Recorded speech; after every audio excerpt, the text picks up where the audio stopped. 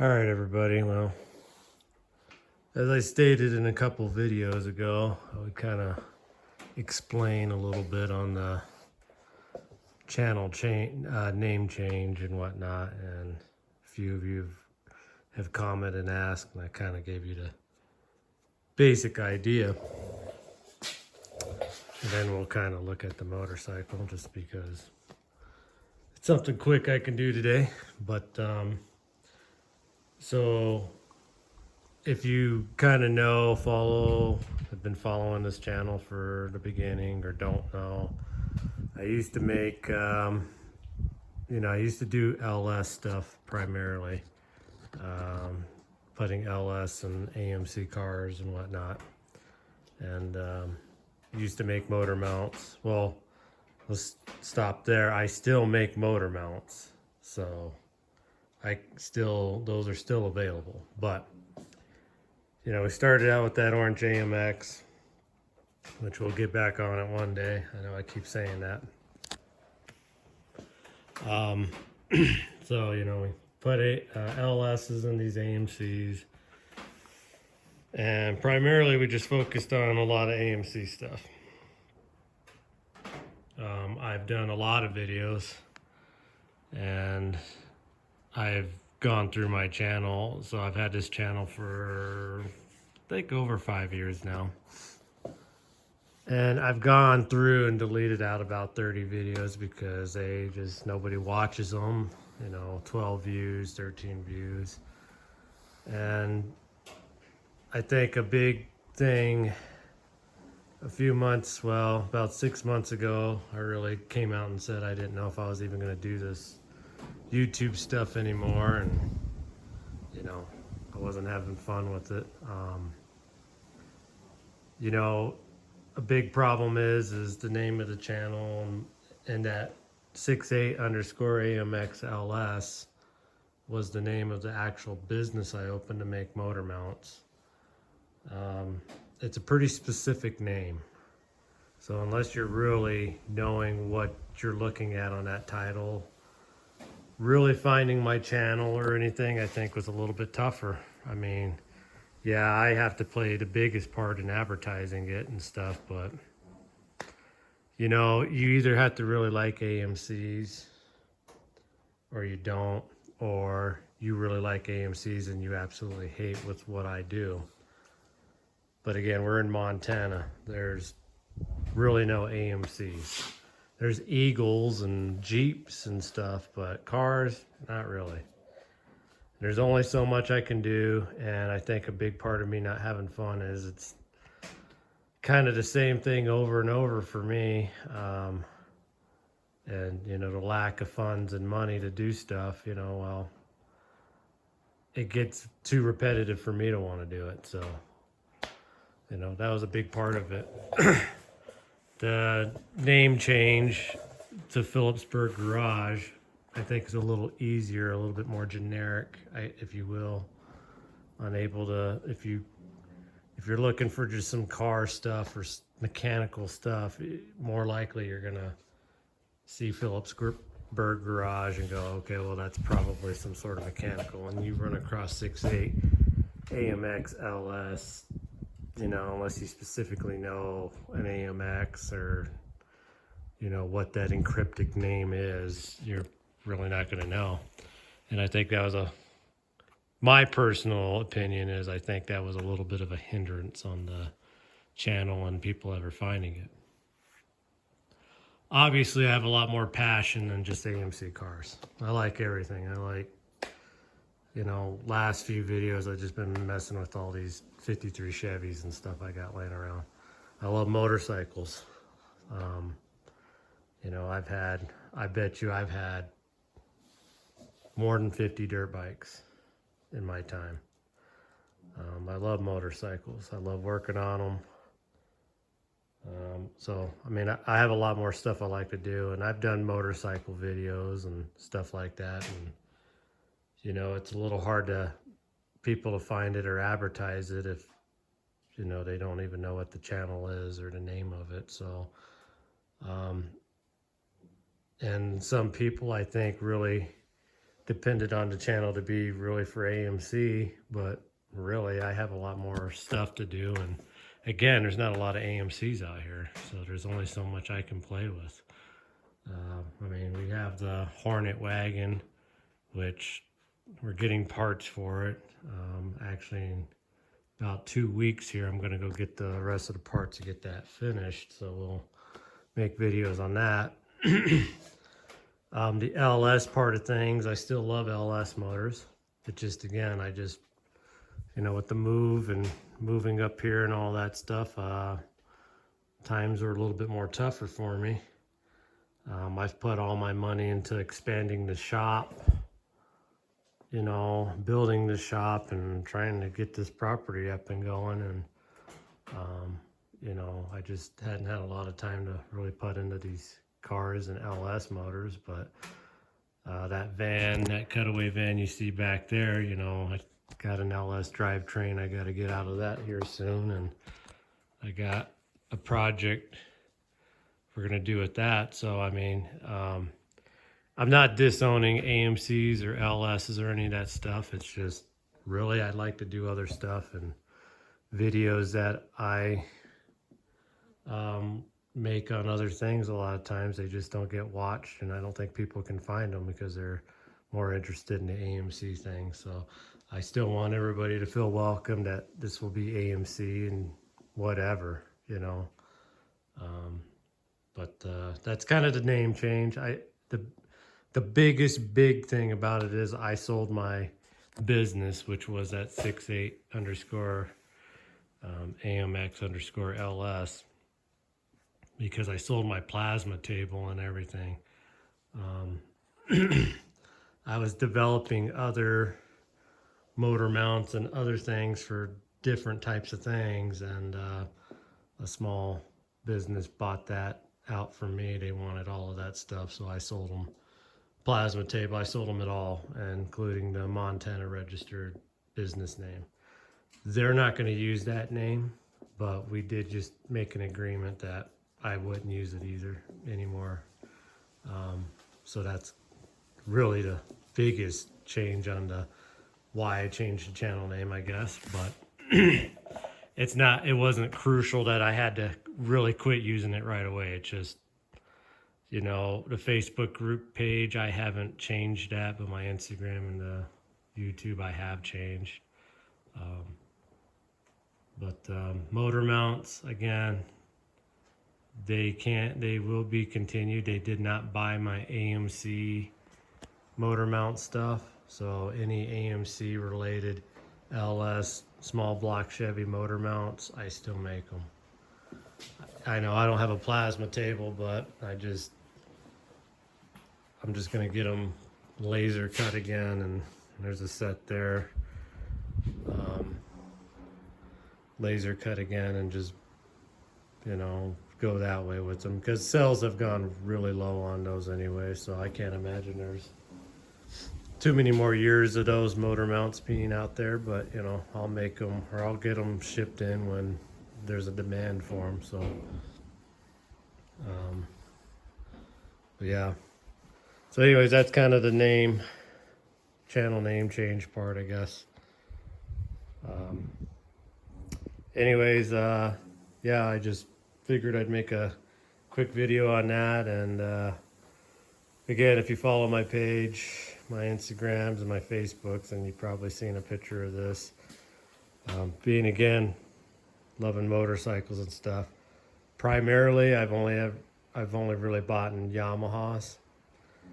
I really like Yamahas. Besides that, I have a Yamaha credit card, so, you know, they kind of get you sucked into buying them. I've had it for years, so I just go buy a brand new dirt bike every few years or so. But I came across this motorcycle here in locally, and the price was so cheap, I said I should just probably buy it, because, well,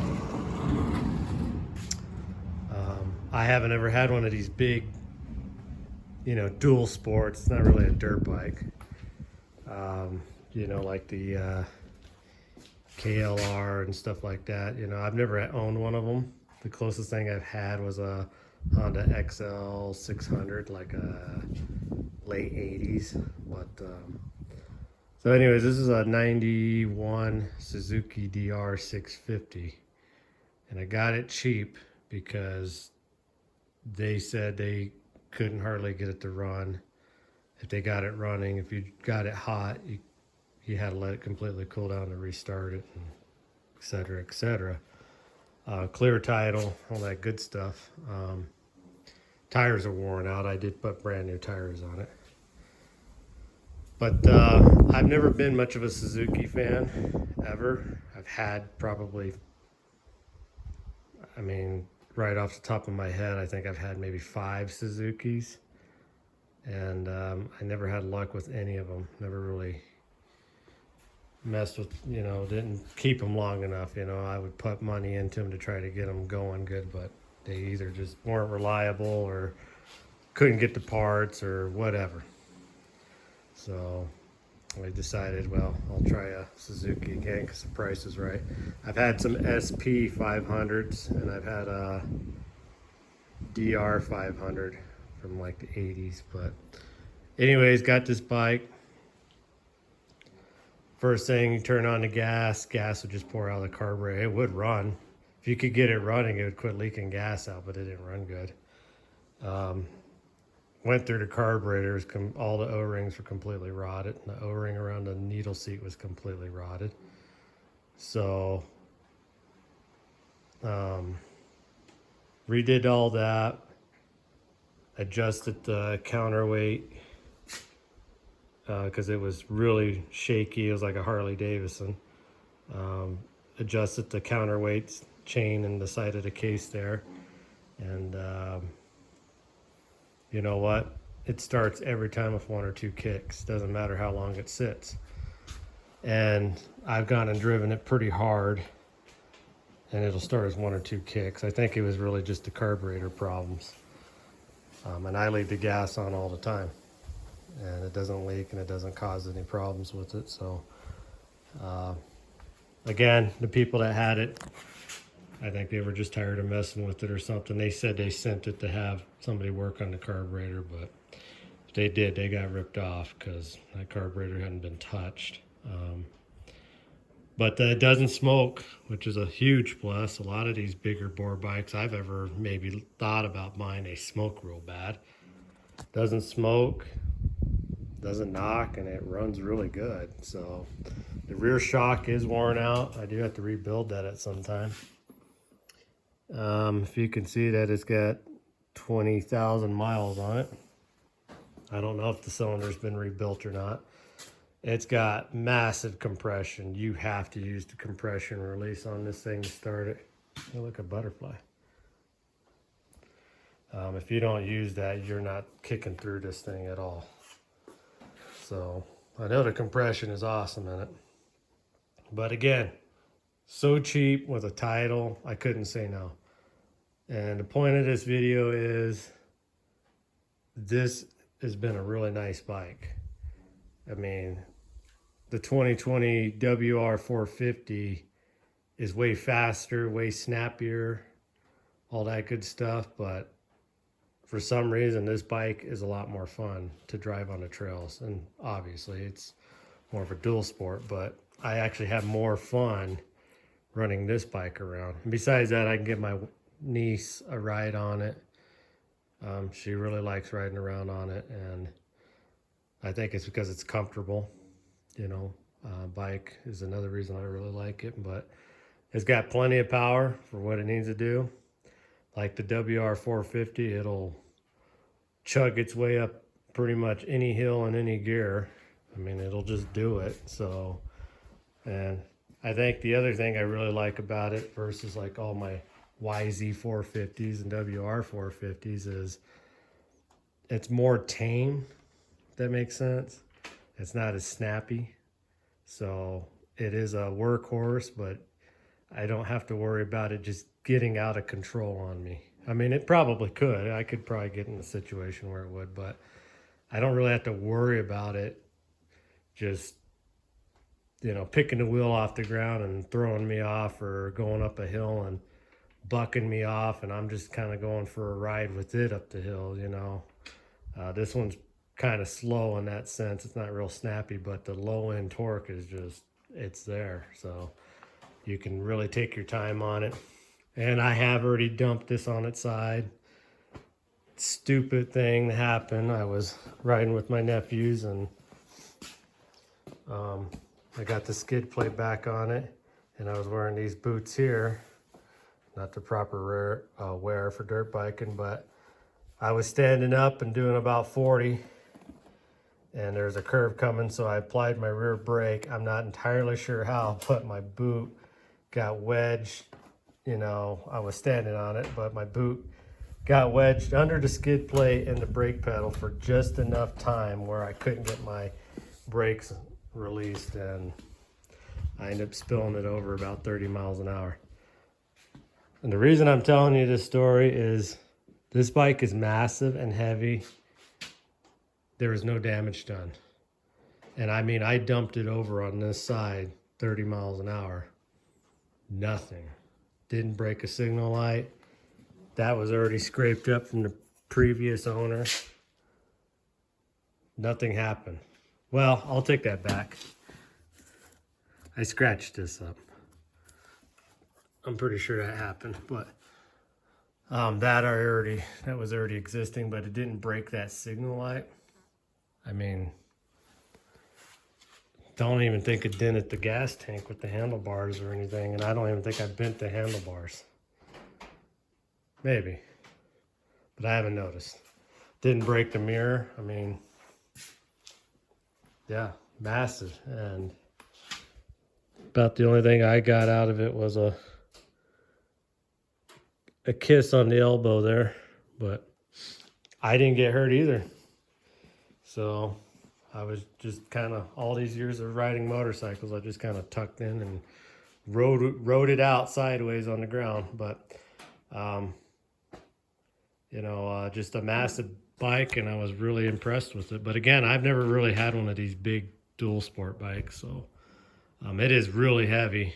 You're not going to go do any real technical single track with it, but for what I like to do up here in the mountains, it's perfect. So kudos to the Suzuki DR 650. And I think the other last quick thing I'll put about this bike that people really don't like these early ones is there's no electric start. It is kickstart only.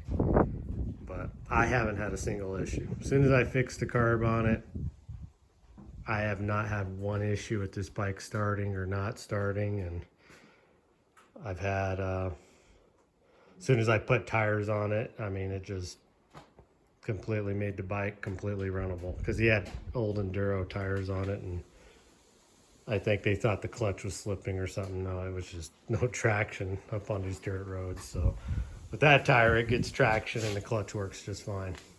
And no, I can't get it to do an actual wheelie. I try. I can get it to pick the front tire off the ground about maybe a foot for about 20 feet.